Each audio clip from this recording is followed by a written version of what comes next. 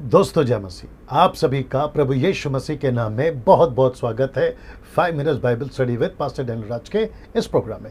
दोस्तों आगे बढ़ने से पहले आपको याद दिला दूं, अगर आप मेरे चैनल को पहली बार देख रहे हैं और आपने अभी तक उसको सब्सक्राइब नहीं किया है, आप सबसे पहले उसको सब्सक्राइब कर लें, आइकन बेल दबा लें दोस्तों, ये रेड वाला, और साथ ही साथ मेरे पेज को लाइक करना ना भूलें क्योंकि मैं वहाँ से लाइव आता हूँ। और आपको ये जो थंब है इसको प्रेस करना है और फिर आप ऑटोमेटिकली मेरे दोस्त बन जाओगे या फिर वहाँ से जुड़ जाओगे। मसीह मंथन बैठक व्हाट्सएप ग्रुप ऑलरेडी स्टार्ट हो चुका है, 750 से भी ज़्यादा लोग अभी तक इसमें जुड़ चुके हैं। और मसीह मंथन 1, 2, 3, 4 ऐसे 4 व्हाट्सएप ग्रुप चल रहे हैं। और मैं आपको बता दूं कि ये एक मुहिम है गलत शिक्षाओं के प्रति, जो पूरे भारत में हम चलाएंगे लॉकडाउन के बाद में। और 22वीं पीढ़ी को साफ सुथरा मसीह जीवन, सही शिक्षा, खरी शिक्षा उन तक पहुंच सके, इस पीढ़ी को काम करना होगा। गलत शिक्षाएं यानी गोलियत और सही सेवक यानी आप और मैं दाऊद, ऐसे लोगों को तैयार करना है ताकि परमेश्वर का राज्य बढ़ सके। 22वीं पीढ़ी तक मसीह अगर नहीं आते हैं, आगमन नहीं होता है, रैप्चर नहीं होता है, तो मसीह को जो है वहाँ तक साफ सुथरा पहुँचाया जाए, उसकी ये मुहिम है। आपको करना क्या है, इनमें से किसी एक नंबर पे कॉल करना है दोस्तों, और उनको कहना है कि आपको व्हाट्सएप ग्रुप में वो ज्वाइन करें। याद रखिए समय सीमा कॉल करने की सुबह 10 से रात को 9 बजे तक ही है, उसके बाद आपको कॉल नहीं करना है। अगर ये लोग फ़ोन नहीं उठाते हैं, दोबारा कोशिश करिए, अगले दिन फिर कोशिश करिए, जब तक कोशिश करिए तब तक ये फ़ोन नहीं उठाते। चलिए ना दोस्तों, आज का विषय आपके बीच में रखने जा रहा हूँ, बड़ा दिलचस्प है, सीखने लायक है। और साथ ही साथ आपको ये भी बता दूं कि डैनियल राज जो यीशु की यूनिवर्सल कलीसिया, जो कि सर्वव्यापी एक कलीसिया है और हम सब आपस में भाई बहन हैं, उसके वसीले से मैं आपसे बात कर रहा हूं। और डैनियल राज जो 26 साल से सेविकाई में है, पिता पुत्र पवित्र आत्मा को मानने वाला, यीशु के फिर से आगमन पर विश्वास करने वाला, बाइबल में जो भी लिखा है वो चाहे कोई भी हो उस बात को लेकर चलने वाला ये सेवक आपके बीच में सारी बातों को जांचता है, परखता है, चेक करता है, कॉन्टेक्स्ट को चेक करता है, लैंग्वेजेस को चेक करता है, और फिर उसके बाद में आपके बीच में आता है कोई भी टॉपिक या सब्जेक्ट को लेकर।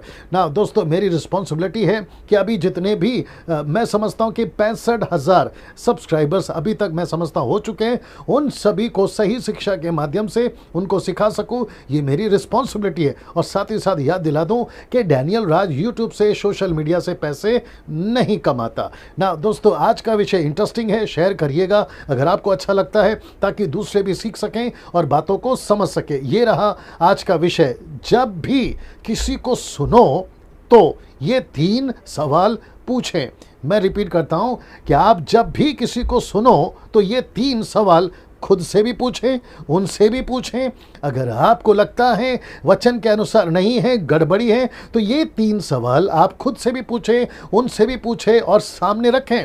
या फिर जब भी किसी का प्रचार सुनते हैं, ये 3 सवाल आपके जहन में, आपके दिमाग में होना बहुत ज़रूरी है। आंख बंद करके अंधेपन से आप किसी को भी फॉलो ना करें, किसी को भी ना सुने, लेकिन ये 3 सवाल आपको मदद करेगी सही शिक्षा को समझने के लिए, सही सेवक को समझने के लिए। आइए देखते हैं वो 3 सवाल क्या है जो आपको जहन पे रखनी है, खुद से पूछना है प्रचारकों को सुनते वक्त में, और दूसरों को भी जब आप सुनते उनको भी पूछना है कि सर ये तीनों में से आप हमें बता दें कि आपका स्टेटमेंट सही है या गलत है। नाउ आइए देखते हैं 3 वो कौन से सवाल हैं जो आपको पूछने। सबसे पहला, कहां लिखा है? कोई भी स्टेटमेंट अगर वो देते हैं तो उनको पूछना है कि सर कहां लिखा है। अगर वो वचन कोट कर रहे हैं तो फिर ये पहला वाला खत्म हो गया। दूसरा पूछना है क्या लिखा है। अगर वो कहते हैं कि लिखा है लिखा है लिखा है, और है ना वो कोट करते, वचन को कोट भी करते हैं, तो फिर उनको पूछना है कि सर ये क्या लिखा है। आप पहले खुद समझिए, या फिर जो सुन रहा है वो समझे, या जो सुना रहा है वो समझे। ये रहा तीसरा। फिर उनको पूछना है या खुद को भी पूछना है या अपने जहन में भी रखना है कि कैसे लिखा है। तो मैं वापस आता हूं, कहां लिखा है, क्या लिखा है, कैसे लिखा है। थोड़ा सा शॉर्ट और कर देता हूं, कहां क्या कैसे। रिपीट करता हूं, कहां क्या कैसे। तो वापस कहना है, पूछना है, ज़हन पे रखना है, उनको भी पूछना है, खुद को भी पूछना है, कहां लिखा है, क्या लिखा है, कैसे लिखा है। दोस्तों मैं वापस कहता हूं कि जब भी आप किसी को भी सुने, ये 3 सवाल जरूर पूछें, खुद को पूछें, जहन में रखें। ना इसको देखिए, वो चाहे टीवी प्रीचर हो, फेसबुक प्रीचर हो, यूट्यूब प्रीचर हो, चर्च के पुलपिट से प्रचारक हो, या फिर कॉन्फ्रेंस का प्रचारक हो, कन्वेंशन का प्रचारक हो, कॉन्सर्ट का प्रचारक हो, क्रूसेड का प्रचारक हो। ये 4 सी याद रख लीजिए, कॉन्फ्रेंस, कन्वेंशन, कॉन्सर्ट, क्रूसेड, ये सभी जगह से जब आप प्रचार सुनते हैं, साथ ही साथ इंस्टाग्राम पे भी प्रभु के प्रचार होते हैं, वचन होते हैं, तो वहाँ से पूछे, व्हाट्सएप पे चलता है वहाँ से पूछे, वेबसाइट से टीचिंग दी जाती है वहाँ से पूछे, फ़ोन के माध्यम से या जिसको ऑनलाइन भी कह सकते हैं वहाँ से प्रचार दिया जाता है, उनसे पूछे ना। वो चाहे कोई भी हो या कोई भी क्यों ना हो, वो चाहे इंटरनेशनल हो या नेशनल हो, उनको हर एक वचनों को परखना है और वो 3 बातों से उनको जांचना है। तो वापस आपको याद दिला देता हूं कि ये 3 बातें आपको याद रखना बहुत ज़रूरी है। कहाँ, क्या, कैसे। रिपीट करता हूं, कहाँ, क्या, कैसे। इसका मतलब है कहाँ लिखा है, क्या लिखा है और कैसे लिखा है। आशा करता हूं आप समझ गए होंगे ना। दोस्तों, इसको देखिए, आपके बीच में वो चाहे नेशनल हो या इंटरनेशनल हो, 3 बातों से जांचना है ना। इसको देखिए, क्या बाइबल हमें परखने को कहती है? तो इसका मतलब है कि बाइबल अगर इजाज़त देती है कि उनको परखो, तो फिर आपको परखना है। आइए देखते हैं कैसे।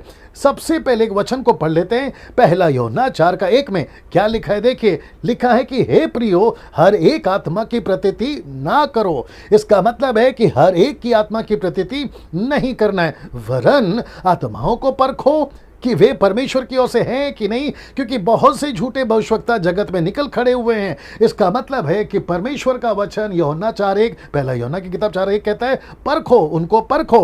तो आपको परखना है कि कौन क्या कहता है, और याद रखो 3 चीजों से आपको परखना है, कहाँ लिखा है, क्या लिखा है और कैसे लिखा है ना। इसको देखिए, पहला कुरिन्थियों उसका 14:29 में क्या लिखता है? भविष्यवक्ताओं में से 2 या 3 बातें करें। भविष्यवक्ताओं से मतलब है जो प्रचारक करते हैं, जो प्रचार करते हैं, उनको परखने के लिए पौलुस कहता है कि उनके शेष लोग उनके वचनों को परखें। ये देखिए, लिखा है कि परखें ना। इसको देखिए, प्रेरितों की किताब उसका 17:11 देखते हैं क्या लिखा है। लिखा है, ये लोग तो थिस्सलुनीकि के यहूदियों से भले थे और उन्होंने बड़ी लालसा से वचन को ग्रहण किया, बड़ी लालसा से वचन को ग्रहण किया, लेकिन वचन को सिर्फ ग्रहण नहीं किया, सिर्फ उद्धार नहीं पाए। पौलुस के, अपौलुस के या फिर किसी भी प्रभु के दास को, पतरस हो, यूहन्ना हो या फिर कोई भी प्रभु का दास हो, वो जब सुनते थे लालसा से जरूर सुनते थे, वचन को ग्रहण जरूर करते थे, लेकिन आगे देखिए लिखा है कि प्रतिदिन पवित्र शास्त्रों में ढूंढते रहे कि ये बातें जो पौलुस, पतरस, यूहन्ना, फिलिप जो भी बोल रहा है यूं ही है कि नहीं। इसका मतलब है वो प्रतिदिन पवित्र शास्त्र से ढूंढते थे, यशायाह से चेक करते थे, यिर्मयाह से चेक करते थे, नबियों की किताबों से, मूसा की किताबों से वो चेक करते थे। तो आज आपको किससे चेक करना है? उत्पत्ति से लेकर प्रकाशित वाक्य तक पूरी की पूरी बाइबल आपकी खुद की भाषा में, आप जिसमें कंफर्टेबल हैं उसमें से आपको जांचना है कि डैनियल राज क्या बोल रहा है, अलाना क्या बोल रहा है, फलाना क्या बोल रहा है ना। इसको देखिए, आप जब भी कोई स्टेटमेंट सुनते हो उनको चेक करो या उनको परखो। स्टेटमेंट कौन से? वर्शिप होने दीजिए, क्योंकि वर्शिप के बारे में बहुत सारे लोग बोलते हैं कि स्वर्ग में 24 घंटे आराधना होती है, लेकिन आपको उनको पूछना है कहाँ लिखा है, कैसे लिखा है और क्या लिखा है, यह आपको पूछना है। कुछ लोग पवित्र आत्मा के बारे में स्टेटमेंट देते हैं, उनको पूछना है। अन्य भाषा के बारे में यानी कि टंग्स के बारे में स्टेटमेंट देते हैं, एंड टाइम्स के बारे में वो लोग कुछ ना कुछ प्रचार करते हैं, उनको पूछना है। मिरेकल्स हो, ब्लेसिंग्स हो, प्रोफेसीज हो या ऑफरिंग्स हो, दशमांश के बारे में भी जब वो प्रचार करते हैं फोर्सफुली, तो उनको पूछना है। ये 3 सवाल फिर आ गया, कहां लिखा है, क्या लिखा है और कैसे लिखा है। दोस्तों, वापस मैं आपके बीच में इस वक्त में आना चाहता हूं और मैं आपको फिर से याद दिलाना चाहता हूं कि कहां लिखा है, क्या लिखा है और कैसे लिखा है, कॉन्टेक्स्ट में कैसे लिखा है, कल्चर क्या कहता है, उस वक्त की परिस्थिति क्या थी, पौलुस ने क्यों लिखा है, पतरस इस बात को क्यों पेश करता है, यीशु तक भी उन बातों को कौन से वसीले से कहता है। यहूदी के फ्रेम में, अन्य जातियों के फ्रेम में आपको जांचना है, परखना है, देखना है, और फिर ये 3 सवाल आपकी मदद करेगी कि क्या सही है और क्या गलत है। दोस्तों, आशा करता हूं कि आप लोग सीख गए होंगे, समझ गए होंगे। खूब शेयर करिएगा, दूसरों तक पहुंचाइएगा, ताकि मसीह लोग जो हैं एजुकेट हो सके। अगले वीडियो के साथ में फिर मुलाकात होती है। जय मसीह।